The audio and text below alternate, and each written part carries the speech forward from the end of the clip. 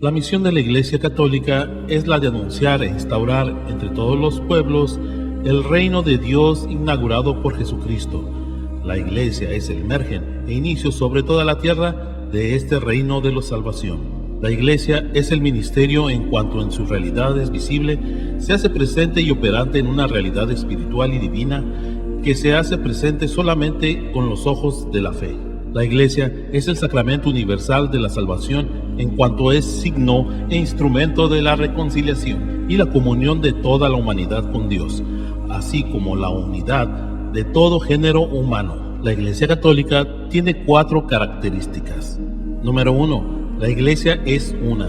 Comparte la misma fe, la celebración de los sacramentos y contiene la sucesión de los apóstoles.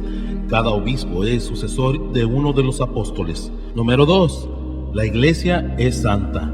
El Hijo de Dios funda una iglesia porque posee los sacramentos como medios plenos para la salvación de los hombres y como finalidad, ya que canoniza a personas que han vivido durante su vida las virtudes de fe, siguiendo los caminos de nuestro Señor Jesús. Número 3.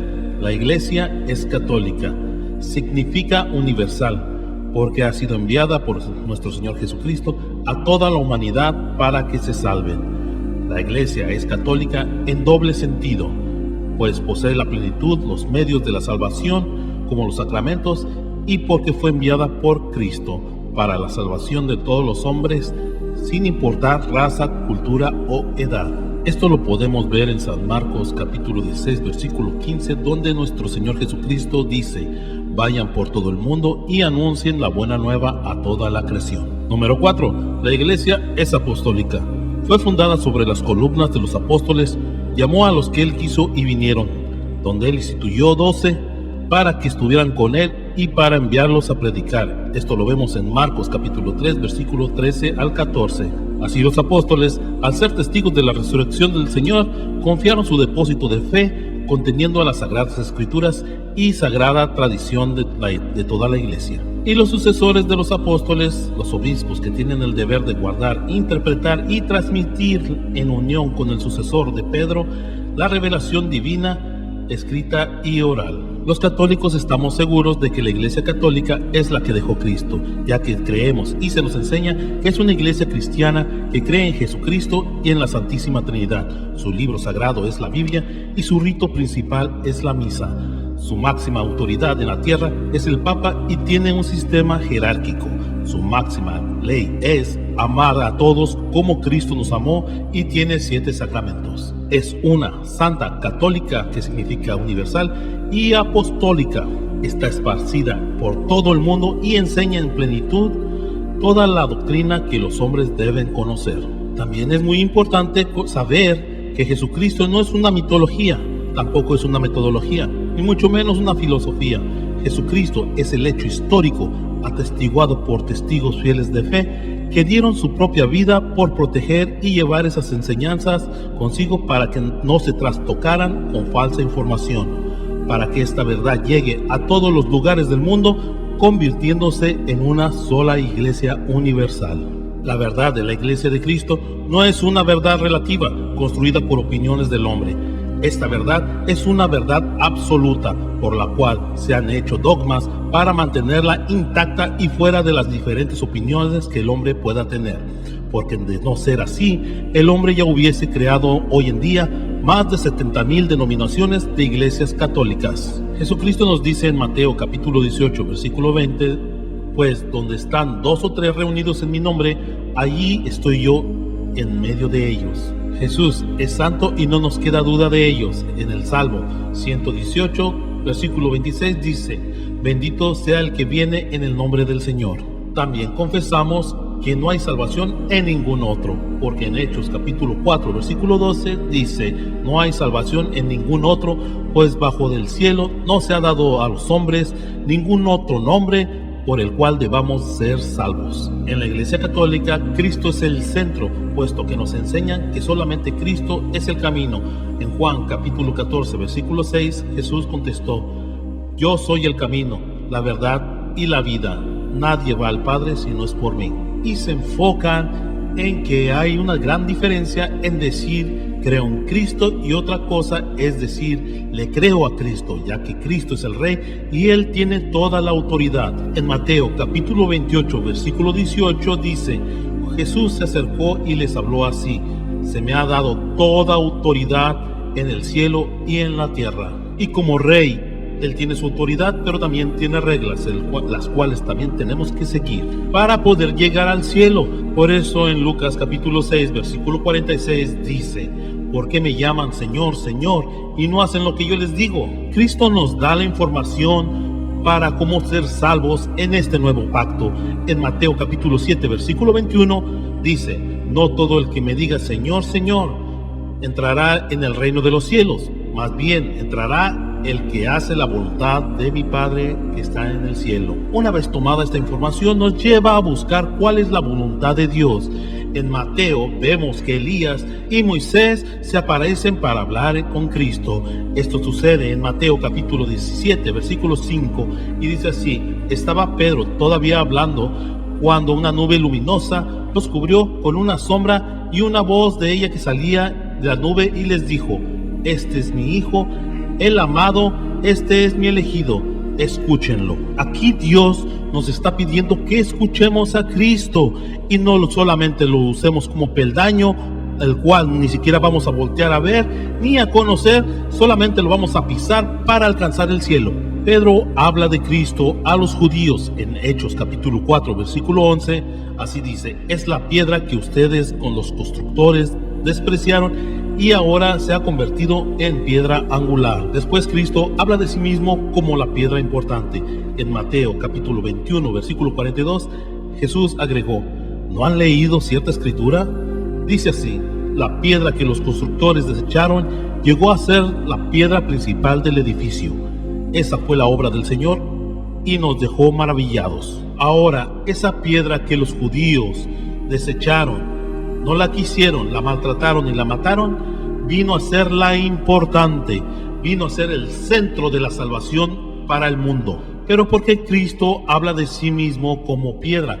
Bueno, en la mentalidad hebrea, mentalidad de antes, Cristo habla de la edificación de su iglesia, donde todos vamos a ser piedritas, y Él va a ser la piedra importante. Por eso en Primera de Pedro capítulo 2 versículo 5 dice: también ustedes como piedras vivas sean edificados y pasen a ser un templo espiritual, una comunidad santa de sacerdotes que ofrecen sacrificios espirituales agradables a Dios por medio de Cristo Jesús.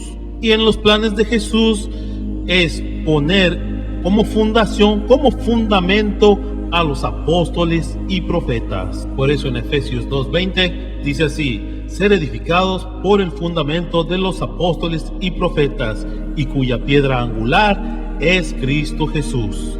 Después en las paredes siguen todos los creyentes, todos los cristianos, y hasta el mero arriba, donde llegan todas las paredes y se juntan, la piedra que recibe todo ese peso es nuestro Señor Jesucristo. Él tiene que estar en lo más alto de la iglesia, donde todo el mundo lo pueda ver. Porque así como en Números capítulo 21 versículo 9, Dios le manda a Moisés que haga una serpiente, y todo el que vea esa serpiente no morirá. De esa misma manera, Cristo tiene que ir en lo más alto para que todo el que lo vea y crea en Él sea salvo. En Mateo 16:18, Jesucristo funda su iglesia. Para entender el plan de Jesús, debemos de regresarnos a Mateo 16:13, que dice así: Jesús se fue a la región de Cesarea de Filipo. Estando allí, preguntó a sus discípulos, según el parecer de la gente: ¿quién soy yo? ¿Quién es el Hijo del Hombre? En esta parte Jesús tiene el interés de saber qué es lo que piensa la gente de Él. Él ya lo sabe, Él es Dios, pero todo lo hace por el aprendizaje de nosotros. En Mateo capítulo 16, versículo 14, dice: respondieron, unos dicen que eres Juan el Bautista, otros dicen que eres Elías o Jeremías, o algunos dicen que eres un profeta.